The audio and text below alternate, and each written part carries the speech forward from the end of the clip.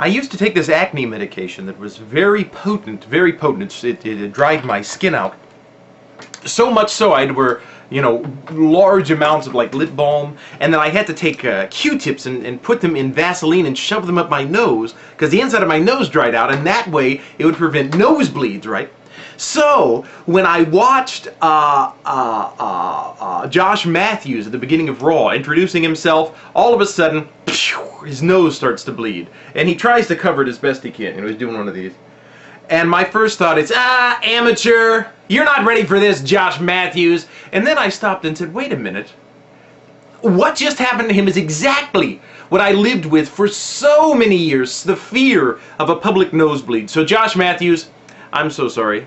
And I'm on your side now. I was on the fence after the first episode of ECW. Now with the nosebleed, I am your #1 fan, Josh Matthews. Hi everybody, how are you? See what I did? I immediately launched into the rambling.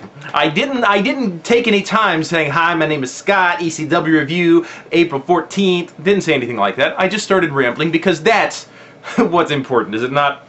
No, it's not. You're right. But yeah, I did do a video last week, and I do have to say I am going to sorely, sorely miss Grisham and Stryker because they had such a great little thing together.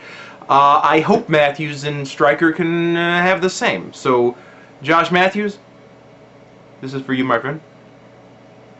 Josh Matthews nostril, this is for you, my friend. That's not nice. I shouldn't have said that. So anyway, that was on my list. I shouldn't have said that. Okay, the first thing that happened. Oh, a few draft thoughts. Actually, not many. Oddly enough, I was not terribly surprised or impressed by any of the draft moves, I guess because Chris called a lot of them. I was, Jericho going back. I'm glad to see that, but it really didn't, blow me down or knock me over with a feather or whatever the phrase is.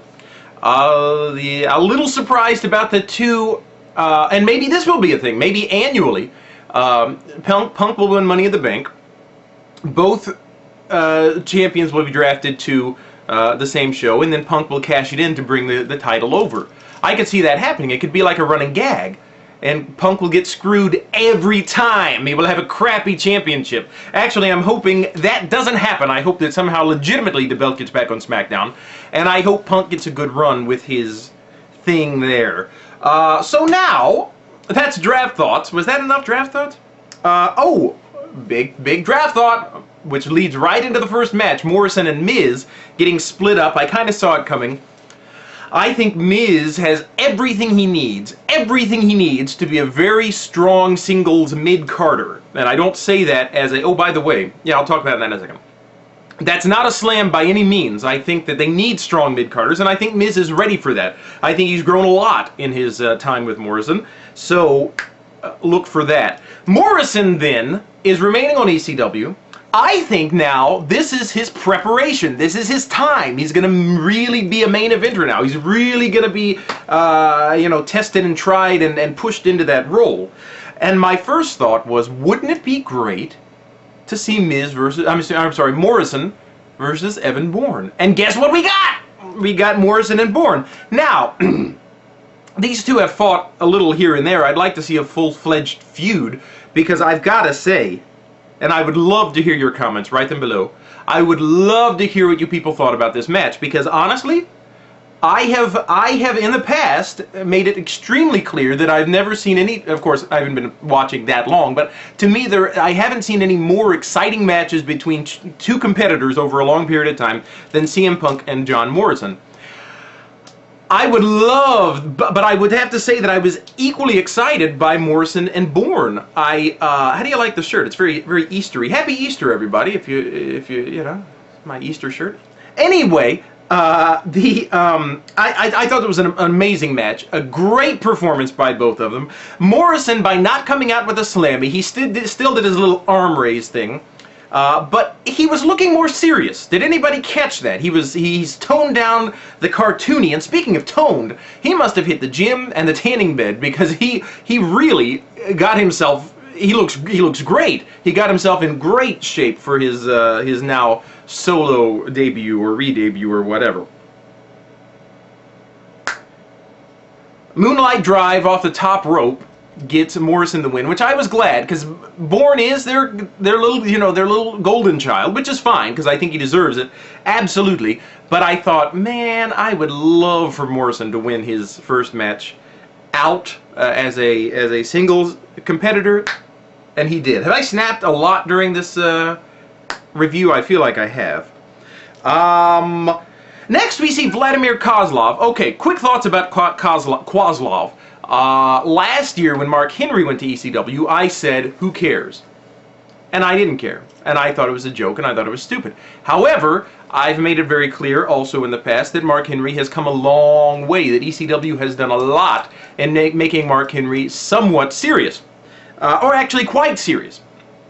Kozlov, I'm thinking they're hoping they'll be able to do the same thing with him, because he's just nothing. In fact, when he won his match against, I actually missed the name of the poor fella, David Faria or Baria or something like that. But after he won his match, he said something in Russian, and then he says, "I have dominated everything. I have dominated everywhere. ECW will be no different."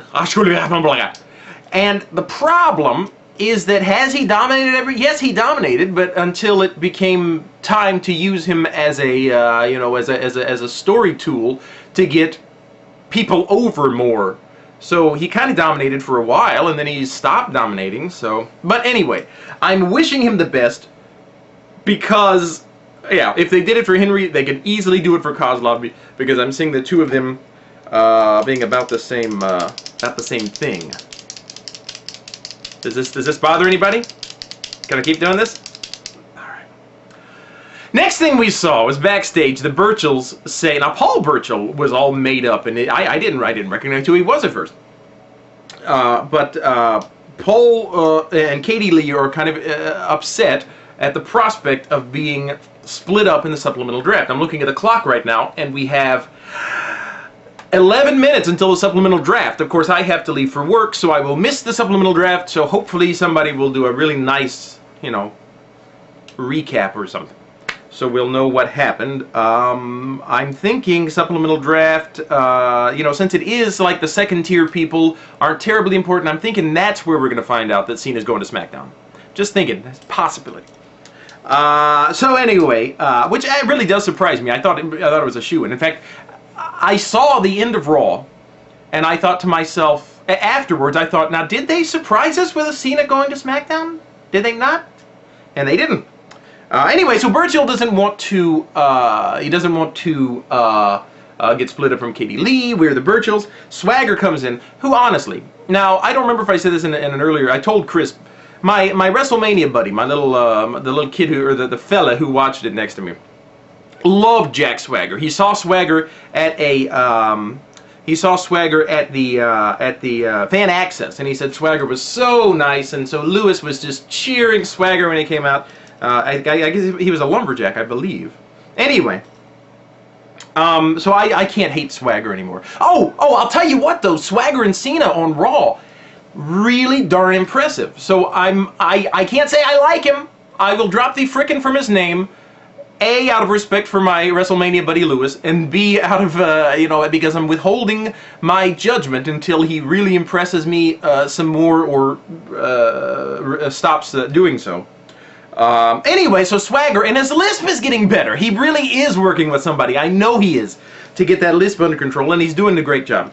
Swagger wants to be on, I'm running out of time, Swagger wants to be on the WGN Superstars, whatever, and Tiffany says no, we're going to have the finals for our elimination chase, and then she congratulates him on his match with Cena, as well she should, and he says, "You're welcome," and he walks away, and she gives him this dreamy look like, oh, what's it, Jack, oh Jackie, I forgot his name. I want to say Andrew, he looks like an Andrew. I'm going to look his real name up, because I bet it's Andrew. Final match of the night was the triple threat. Not a whole lot to say. Look, I gotta be honest with you. Christian better win this. Obviously, Dreamer's not. Finley I just don't know. I like Finley, I really do, but I just kinda am sick of seeing him pushed as much as he is on ECW. Why not just let him take a step back and not be, you know, in constant vying for the thing? Anyway, so Tommy Dreamer lost like I thought he would, which is, you know, unfortunate if they're gonna, you know, if they're gonna do anything with him before he retires or supposedly retires. Anyway, that's that. So highlights of the show, obviously. Bourne and Morrison, amazing match by two amazing competitors. Let's hope it all works out for Morrison. And yeah, so let's see what happens also with Swagger and Tiffany. That might be a interesting thing. Anyway, we're not going to be here Friday. Chris and I are not going to be able to do a video then, but we have a very special video in lieu of that for you to enjoy. So yeah, well, you'll still see us Friday, just not with anything spanking new. But we'll talk to you all very soon. Thanks for watching. Ta-ta.